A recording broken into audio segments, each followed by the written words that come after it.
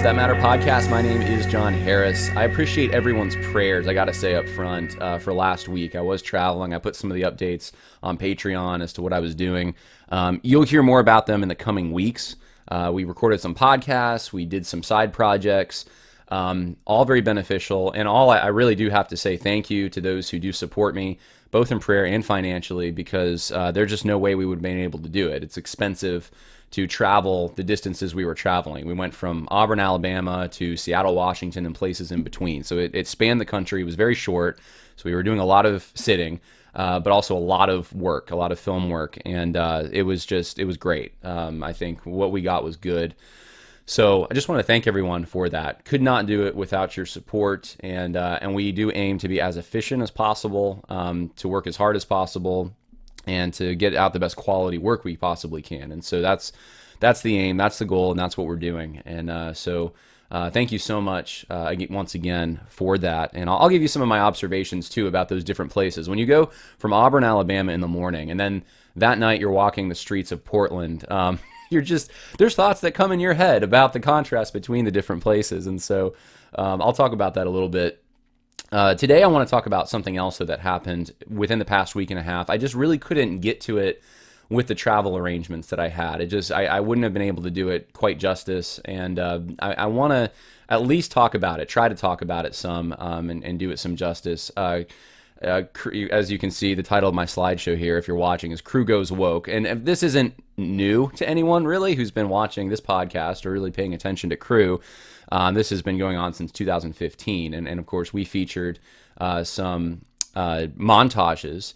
I want to say 2 years ago now, end of 2019, from their 2019 staff conference, which really went into just detail, soundbite after soundbite. I think I watched myself almost every session of Crew 19, which I was social justiced out by the end. I get that a lot because of some of the things I have to read. And you start reading something, you're like, okay, I've read this before in many forms. Well, Crew 19 was just social justice talk after social justice talk after social justice talk. And I think there was one, in all the sessions I watched, there was one that shared the gospel. Other than that, no, it was all social justice, mostly nonsense, to be honest with you. And you can go back, you can watch those you could probably even type in on a search engine, go to your DuckDuckGo or something, type in, Crew 19, woke, social justice, something like that. I'm sure some of that stuff will come up. But there's been some further developments. I've known about a lot of these developments for a while, some of them at least, some of the major ones, and I want to talk about that. I've been constrained from talking about those, and I'm going to tell you why I was constrained, and give you a little bit of a backstory here as well. But before that, before we get into all that, I just want to say this. I noticed this morning when I got up. The Supreme Court is agreeing to consider a major rollback of abortion rights, according to the Associated Press. That's what they call them, abortion rights, saying it will take up Mississippi's ban on abortions after, and I think it got cut off there. I think it's 15 weeks, if I'm not mistaken. Anyway, scaling back of abortion, it's not perfect, but a step in the right direction, it looks like, from the limited information I have, and something to pray about. Even if you're just in your car right now, maybe pause this podcast and just pray about this, that this would be something that can be used to save the lives of human beings who are made in God's image and who are not to be murdered. That's what the law of God says. So we certainly want to pray for this, and in a way I want to share it too, just because I've gotten so many, it seems like every day almost, there's so much bad news. I wanted to share this as kind of like a little silver lining, something to be a little hopeful about, and so be praying for that. Now let's get into the Crew stuff here. So I probably should start off with a little bit of a backstory before I get into all this, and I'm going to do that, I think, now, and I'll give you some more as we go through. So, where to begin? After the Crew 19 video montages dropped at the end of 2019, and there were a number of Crew missionaries reaching out to me. I don't know the exact number off the top of my head, and I probably couldn't go back and reconfigure all of that. My guess is there was probably like 9 crew missionaries, at least, who had reached out in some way to me to just thank me for putting those montages out, to express kind of what their little corner of the world looked like. I mean, some of them were shocking. I remember one was a crew staff member who told me that for some training, with crew-sponsored training here, they had to go to a homosexual art exhibit at an art museum, and they were not allowed to witness. That was one of the rules while they were there, and it was for the sole purpose of understanding, like cross-cultural experience, understanding homosexuality and this other culture. This is part of their training as crew missionaries, crew staff. And it was disturbing for this particular staff member when she reached out and told me about this, that this was even going on. And since then, I believe she has left crew. She's no longer with them. It was a number of circumstances like this one, but including this one, that caused the separation there.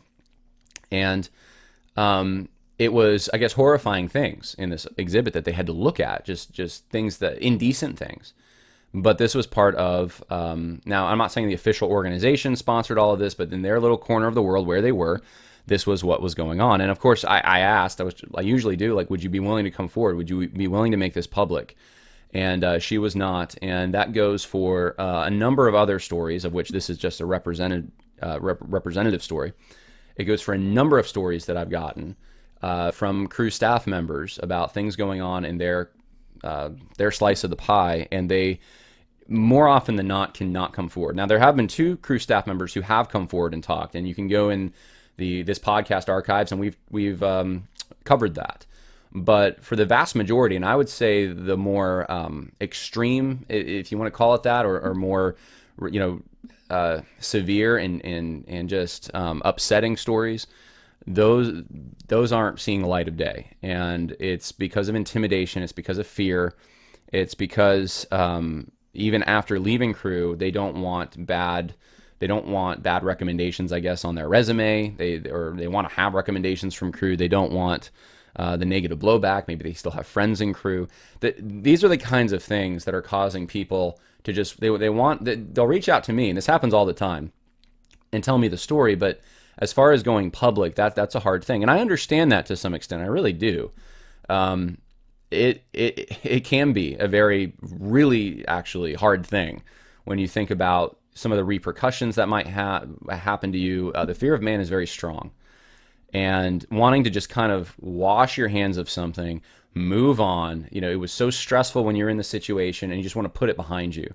That's a natural human thing. There have been a few, though, who have decided they want to warn others. And I just want to say I respect that when there is that attitude of those who have come forward. But this happened, I'd say 2019, the end of 2019, 2020, number of these situations.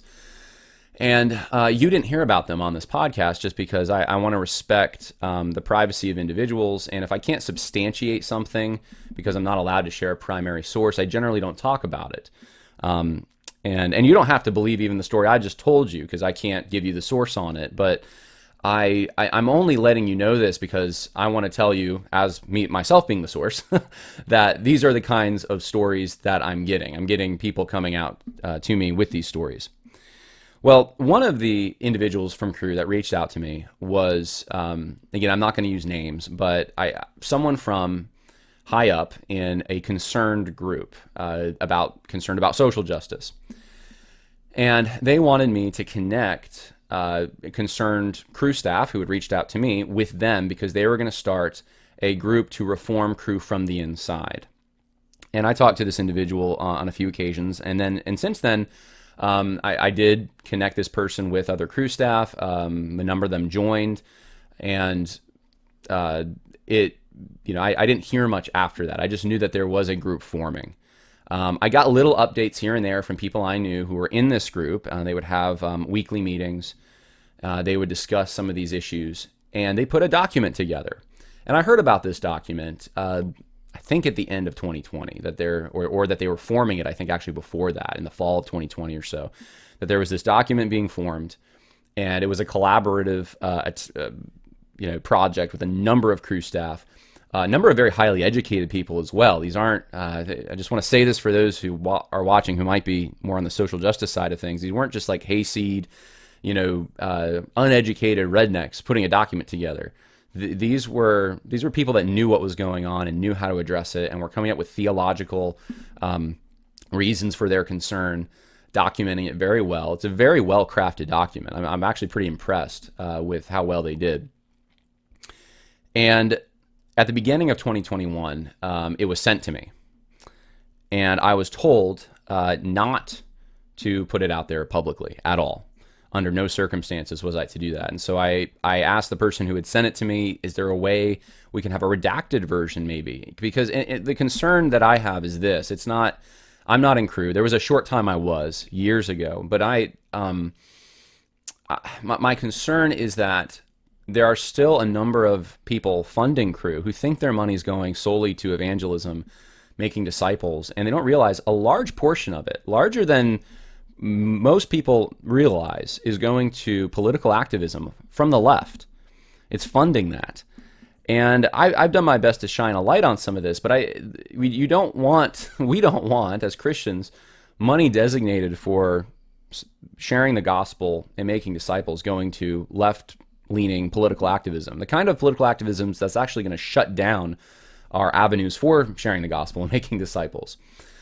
And I just think it's a matter of loving people, actually, to share this, that they need to know, because Crew's not being forthright. The organization is not being forthright. And I can say that honestly to this day. And there's some things I can't share. But if, again, you don't have to believe me, but if you want to trust what I'm saying here, I have had discussions with people who do know about these things, who have very well-documented firsthand experience with these things at some of the higher levels. And there is no way to really approach this, it seems. The attitude from most of the higher-ups at Crew seems to be that Crew may have had a problem in the past, but they've corrected it. At the same time, there are no problems, real problems with Crew. At the same time, those who are challenging Crew about the problems are the ones that are the causing division. Right. And in Scripture, division is coming from those who actually bring the false teaching. It's not coming from those who are correcting the false teaching. But Crew's got it backwards. A lot of the people in Crew who are on the higher levels, they think that the division's coming from those who would want to be concerned about false teaching. And this has caused a lot of frustration. And I know that a number of people are looking for their exit right now, a number of conservatives.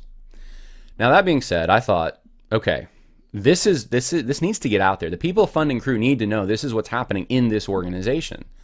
But the intimidation factor, like I just talked about, is insane, off the charts. I can't even quite figure it out. It seems like there's a combination of a number of things, and I'm just going to give you the best that I can come up with for understanding this, for coming up with a paradigm to understand why so many people are afraid to bring this information to the light of day about what's going on. One of them, I think, is this idea that Crew, as a parachurch organization, is kind of like functions like a church, or they're part of the church, and there's church hierarchy there, so that the higher ups in Crew are like the pastors, or maybe bishops would be a better word, and you're not supposed to really disrespect them, and it's disrespectful to bring concerns or publicly expose things that are happening. That attitude, I've certainly seen that attitude. I think the problem with that is that Crew is actually a parachurch. It's not a church. It's actually supposed to be assisting the church. And insofar as it is not fulfilling its mission in doing that, it's the responsibility of the church and people in the church, the true church, who are funding this, to put an end to it or to reform it or to do something. If they don't have the information, they can't do that. And so withholding that information, to me, seems like a wrong thing. It should be... And I understand if you're in Crew, if you're a staff member, it doesn't look quite that black and white. It seems like, well, I got staff telling me not to share this information. I need to trust them. I need to trust the process. But the process, from everything I can gather, has been against this concern group from the beginning. It seems like with everything I know, that the goal of Crew higher ups under Sellers has been to neutralize this concerned group. not to genuinely receive their discernment and their correction, and then and that would include issuing public retractions, public apologies, perhaps firing certain people, getting rid of things like the Lenses Institute. Their goal isn't to do those things. They don't want to let their donors know or anyone know that anything's really going on that's turbulent. They want it to look like it's just smooth sailing, crew's doing well, and then neutralize these people who have these concerns, who are saying there's a problem. So if you can wine and dine them, do that. If you can give them lip service and then not do much, maybe throw them a few bones, do that.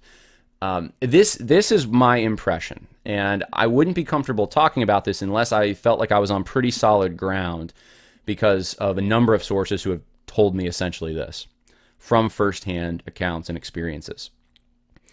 So again, don't have to believe me on that. I'm going to show you some things that aren't me just saying it, but for those who care about my analysis and what I think, this is what I think is going on. Now, this document that I had referenced earlier was sent to me, like I said, at the beginning of, I think it's January, February. I think it was January, if I'm not mistaken, of 2021.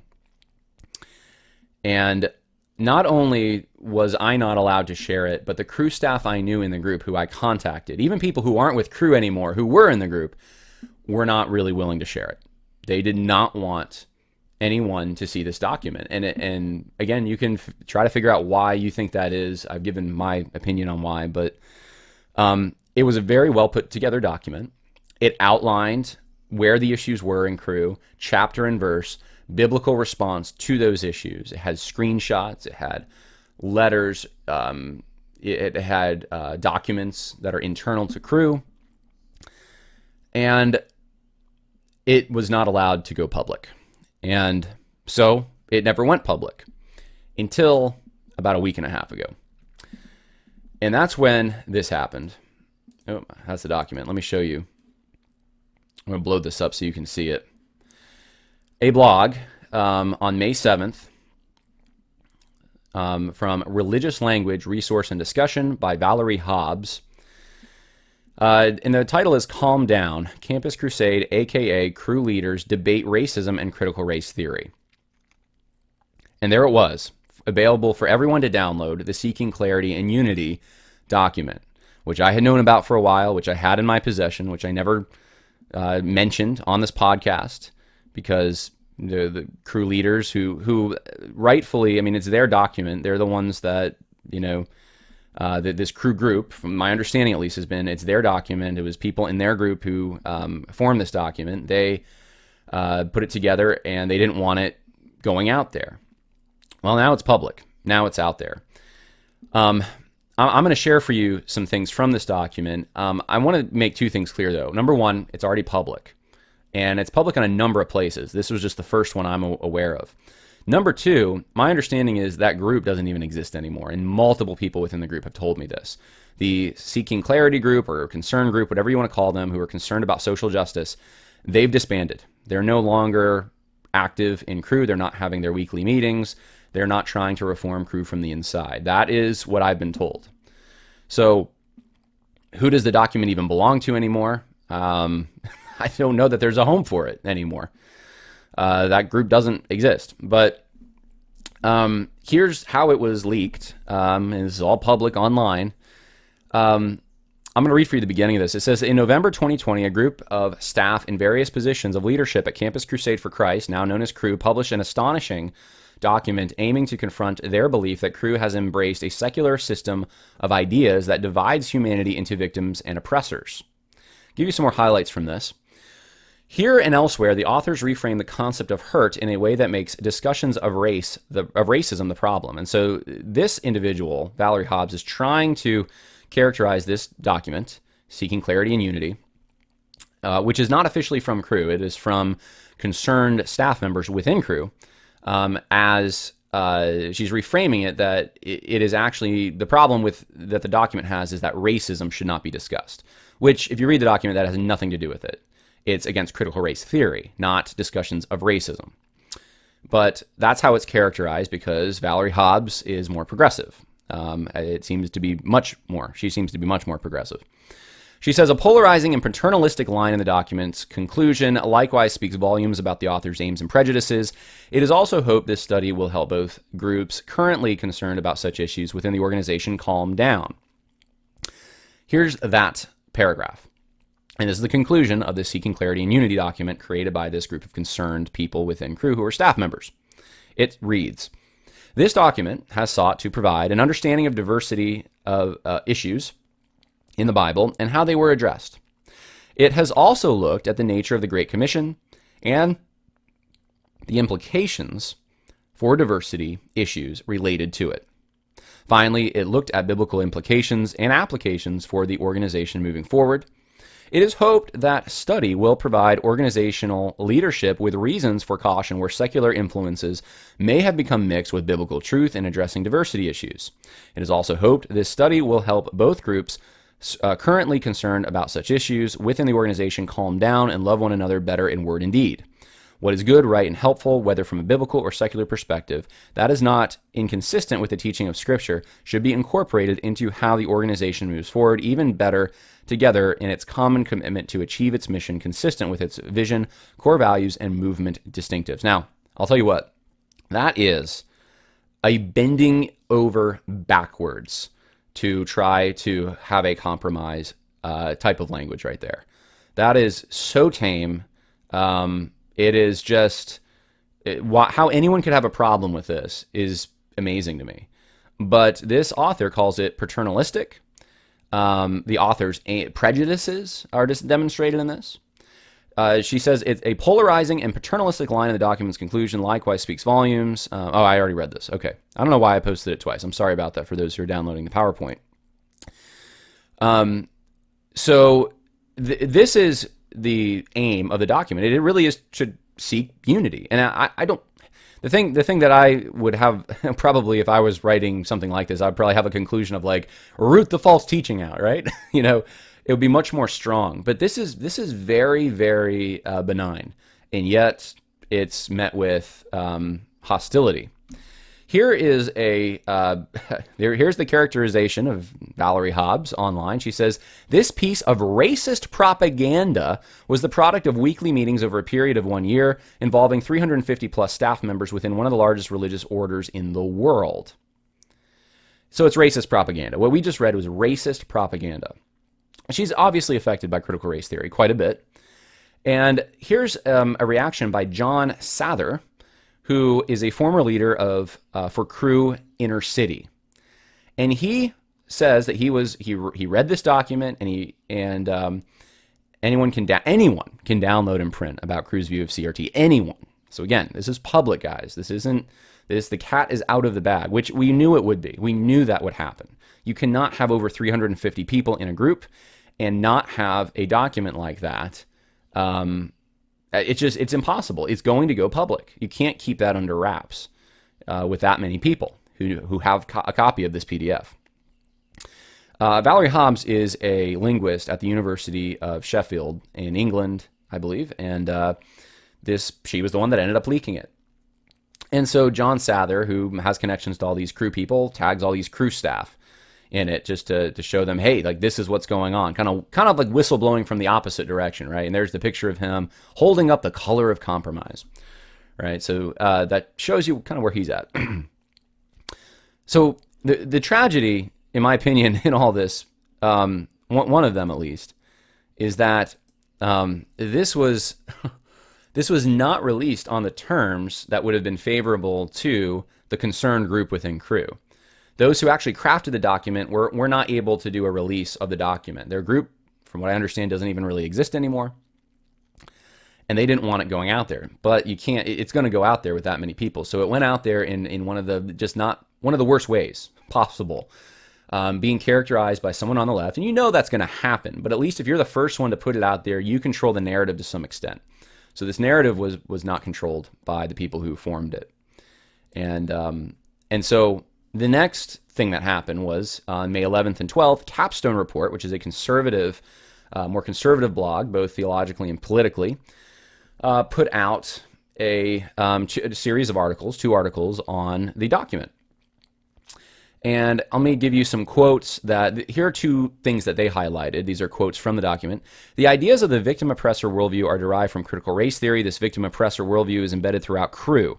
This worldview was first introduced at Crew 15 and continued into Crew 17 and Crew 19, whereas our national gatherings have traditionally been times of vision casting, mission reinforcement, inspiration, refreshment, encouragement, and rich biblical teaching. The emphasis shifted toward thought leaders who taught on victim-oppressor themes. Many, but not all, plenary speakers at Crew 19 included the aspects of this message, often with hostility directed toward the white majority staff. During a Crew 19 seminar, one Crew national leader was recorded shaming a fellow staff woman to tears because she benefited from white privilege. And I've shown this video. I put it out there in what's now scrubbed, the Crew 19 session videos. And you can still find that particular clip. Not on the Crew website, but on that montage. Here's another quote. Staff are required to disclose nothing about the teaching content outside of the training. Independent thinking is discouraged. Most authors and scholars recommended by Lenses are proponents of critical race theory. So then you have Capstone Report putting their information out about this. Now, someone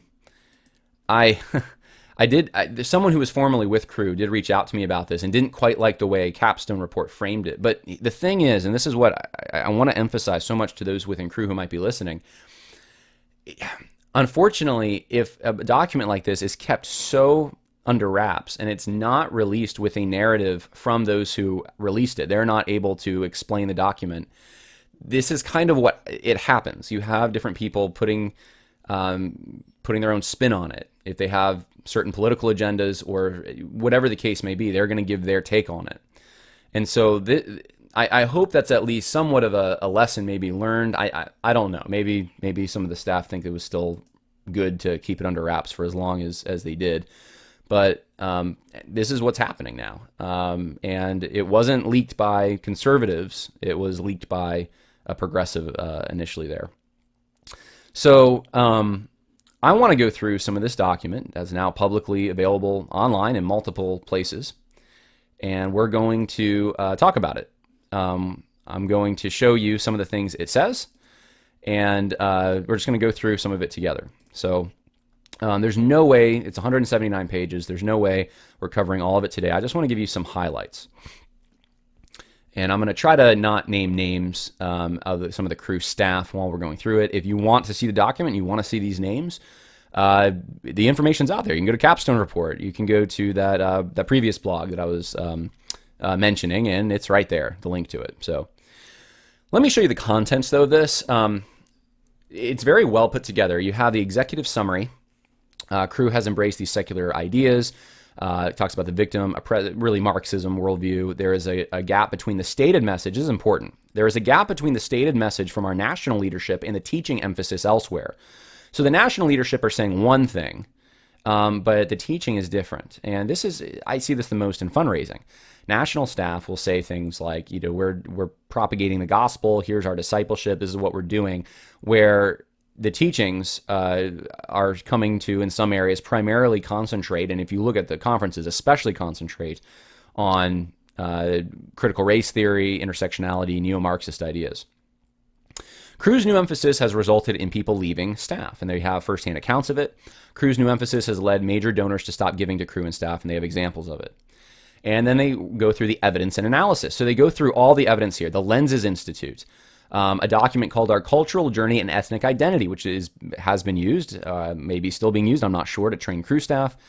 Let's see, IBS and Scriptural Study, the new staff training and glorification of culture, Crew and racial theory. They just have, here's the document and proof. Here's where it's happening in Crew. These are Crew official outlets, official documents. And then here's the theological concerns. Here's why this contradicts the gospel. Here's why this is a new ethic and a new mission. This is different than the Great Commission. A new Jesus is being promoted. And then they have a mission drift. And they talk about Crew 15, 17, and 19 and show kind of the trajectory of how it's going woke. They have the Lenses, Lenses is the worst. As far as those who advocate social justice false teaching, the Lenses Institute is by far the institute that's doing this.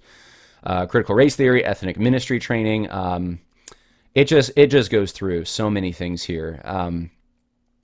personal impact stories in one of the appendix. I mean, they just have pages and pages of just firsthand accounts, just Cru staff, chapter and verse. Here's what they experienced. Here's what they're saying. And then a whole section, which is pretty lengthy, on theology. So it answers you. I mean, this is a pretty decent just document you may want to have just in general for social justice. They got so much packed into this. And there's just more and more and more. So let's just go through a little bit of this, and see kind of what kind of proof exists out there. So they're using white fragility. They're using How to Be an Anti-Racist by Robin DiAngelo, White Fragility, Ken D, How to Be an Anti-Racist. They're using these. They're using these books, these terrible books, to teach at the Lenses Institutes. They talk about that. They have the proof for all that. They have testimonials. I mean, let me just read for you a few. We started getting complaints from students that racial justice was being talked about too much. At every conference and Bible study, at a student retreat, really graphic racial stories were told. 6 or 7 students of ours said that they were thinking about leaving Cru because of the retreat. We're not focusing on the gospel as much. Here's another one. Our daughter and her best friend, students at Florida University, participated in December 2019 Winter Conference. Most of the talks were on social justice and racial and gender identity. Students were encouraged to go back to their campuses and sponsor political discussions, Black Lives Matter, Trump bashing, liberal agendas. As a result, our daughter has withdrawn from Cru on her campus and no longer wants to join staff. Our hearts are grieved that Cru, committed to sharing Christ's love, is becoming a place of critical race theory indoctrination. Christ's love is being taken over by bullying activists. Her friend came back and fully immersed herself in BLM activism and has no desire to share the gospel or read God's word. This is what's happening, guys, and there's pages of it. Pages of it. Let me read for you another one. As a senior involved with Cru on campus, I was looking forward to fall retreat as a time of refreshment and encouragement. But for me and many other students, it became a time of frustration and discouragement. The second day was focused entirely on racial reconciliation. The third day, speaker focused on America's never being great. No scripture was used by either speaker, just ideas and thoughts. I talked with our staff team about this, and they felt this emphasis was being mandated from higher up. Here's another one. I used to hear my fellow staff talk about the Great Commission and reaching students for Christ all the time. I don't hear that anymore.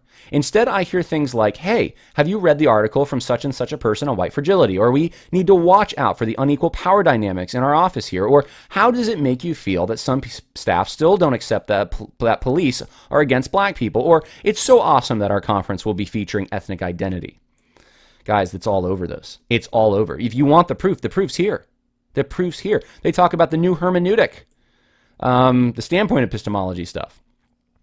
I mean, it's just incredible. They nail Cru for the hypocrisy here by just documenting. Here's what Cru's saying. Here's what they're actually doing. I mean, this goes on forever. I mean, I'm just scrolling and scrolling. Here's some screenshots here. This is from the Lenses training. Here's a screenshot of books that they use. You can see all these incredibly woke books. I'll see if I can. I don't know if I can zoom in here on this. Let me see here. Yeah. There you go. Maybe some of you can see that now. Here's some of the books that, I mean, this is all social justice stuff. Working towards whiteness, how America's immigrants became white, divided by faith, how to be an anti-racist. I mean, this is the stuff, you really want for propagating the gospel. You just really need that stuff, right? And they got quotes from these authors. They talk about the podcast Cru's put out there.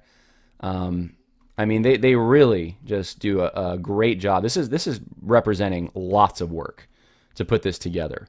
And, more often than not, you hear people say things like, well, hey, where's the social justice? When you say, hey, this group is drifting into social justice, and it's denial. It's usually the first thing. We're not drifting. We're as biblical as we've always been. We haven't changed. And then you put something like this out. You do a lot of work to put this together, and then it becomes, you guys are causing a problem. You're the ones causing disunity. It's very frustrating for people who go through this kind of thing. But I'm just going through, this is the theology section, and comparing it to Cru's teaching, giving examples, knocking them down with scripture, in context. I mean, this is what every organization probably should be doing, and probably should be being public about, I would think. They go through some of the Lenses. Lenses retweeted some of these things. I've talked about some of this on the show. It's just amazing to me. So here's some tweets, public tweets. Fascinating to hear Trump condemn racism and evil, then lists DAPL and trampling of native rights as one of his accomplishments. Your theology is deeply distorted when you're completely fine with missionaries illegally smuggling Bibles into countries, yet furious when some Christian immigrants come to the U.S. undocumented. This is troubling because the U.S. Constitution was written to protect the interests of white landowning men and assumed people of color were less than human. It goes on and on and on and on. Here's more that getting into the different entities, prison ministry staff, MPD conference staff. I mean, it's affecting like everything in Cru. This is not just like an isolated thing. It's not just lenses. This stuff is all over the place. They have letters from people who left Cru. Dear committee, my wife and I were on staff for 37 years. And here's what's happened. We've seen this drift. We're leaving Cru. Donors leaving. They have, donors who said, here's what's happening in Cru. I'm not giving anymore.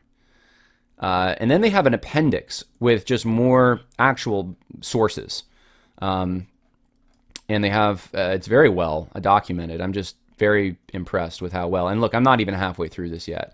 I'm just going to skip ahead and just see, because so much of this is just firsthand accounts. Just giving you a sense for what's here. Bible verses all over the place.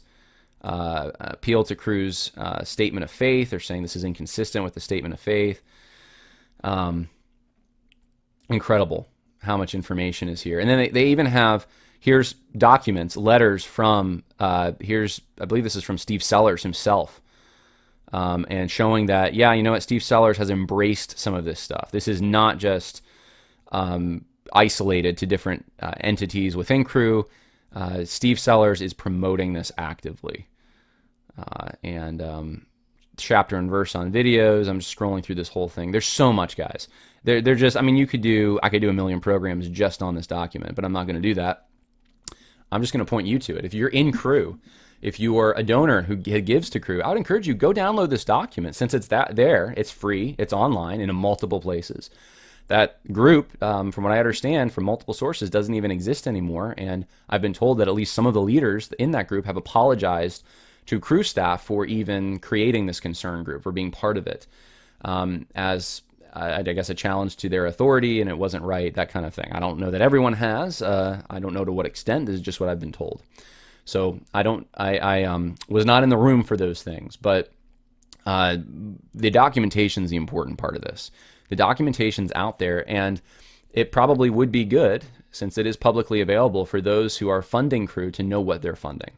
And this is part of it. And I would, if I was a donor, big donor with Cru, I would demand answers. I would say, look, if you are against this stuff now, if you're not on this bandwagon, you need to condemn some of your former teachings. You need to retract things and do it publicly. You need to apologize for certain things. And maybe some people need to be fired. And that's, without doing that, then how do you know? There's no way to know that Cru's actually concerned about these things too, and isn't going in a critical race theory direction, because all indications are it has been going in that direction. It is going in that direction. The Lenses Institute's still there. So that's my 2 cents. Hopefully that was helpful for some of those who have been concerned about Cru. I kind of almost hate to do this. I wish there were representatives from the concern group maybe who could put some stuff out there, and maybe they still can. Maybe that can happen. But this is what's going on. So just a reminder again, pray for this abortion, this anti-abortion measure in Mississippi that's going to the Supreme Court. We praise God that we still live in a country where I know it looks bleak, but at least there is a little bit of a process by which people can appeal things, and they can try to scale back some of the horrible things that have been committed over the last several decades. And so we just pray for the best with that. But God bless everyone, and there will be more material coming out later this week. I hope that was helpful, and have a good day.